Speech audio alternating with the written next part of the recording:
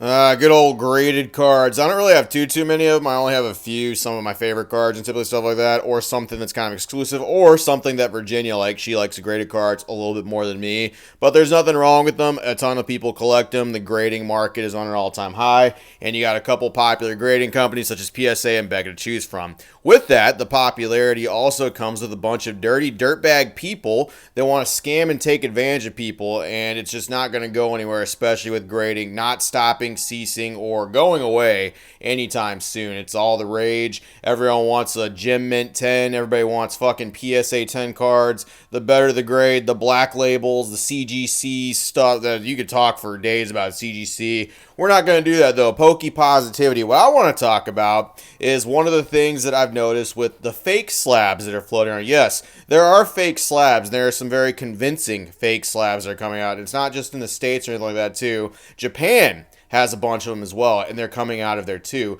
Not necessarily just Japanese cards. Got a story here for you today. One of my buddies over on Instagram actually bought a PSA 10 Gengar VMAX, one of the ones from Fusion Strike.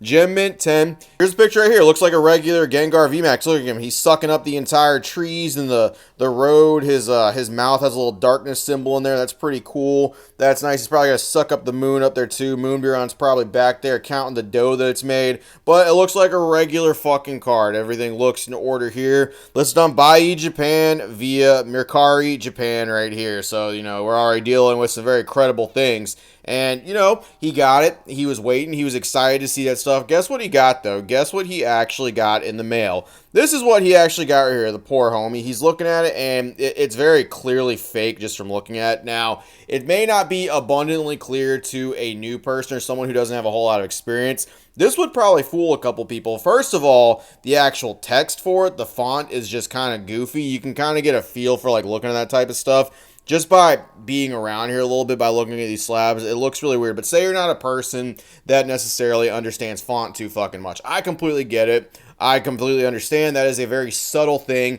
and not everyone's going to pick up on the subtle nuances of that stuff, right? But there's something that these people can't ever get right when it comes to these fake slabs. I'm going to relate it to Dark Souls. I'll take any opportunity I can to relate shit to Dark Souls. You remember when your first time running through the game, right? If you haven't played it, there's these things. They look like regular treasure chests. They're called mimics. And every single person playing Dark Souls for the first time at some point has gotten eaten by a mimic. Just open up a treasure chest and surprise, it's a monster. Just sucks you in, probably kills you because they do a ton of damage, right? You got to start over, go back there. And you don't know what happened. There's not really an abundantly clear thing about the actual chest, signifying that it's a mimic. So you start looking around a little bit, you start discovering stuff, and then you realize there is a very obvious tell that it is different, and you wouldn't have really noticed it before because you probably weren't looking. There's a little chain on the bottom of it, and it's different. It's shaped differently if it's a mimic, right?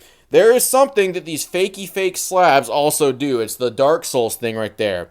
Any Gem Mint 10 PSA card that you're looking at, it'll be on the Gem Mint 10 portion right there every single time. Look at that G. You see how it's got like a little baby corn dick hanging off of it right there? Now, go look at any regular Gem Mint 10 card. Go look at any other one you got and enhance on that G. Enhance.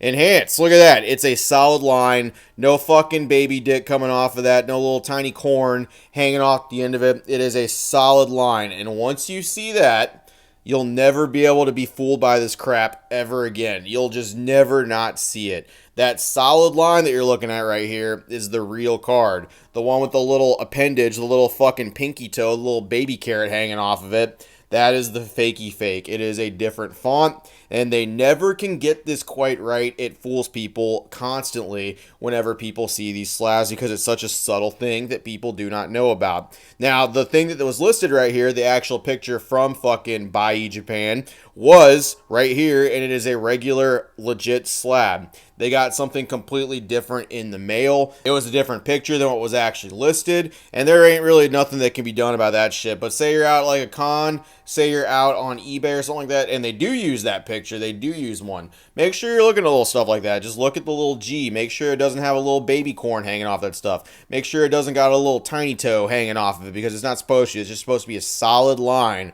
And with that being said, keep little things like that in the back of your head, and you will never, ever, ever be fooled by this crap ever again, and you'll have a little bit more solace in buying your graded cards. That's all I got.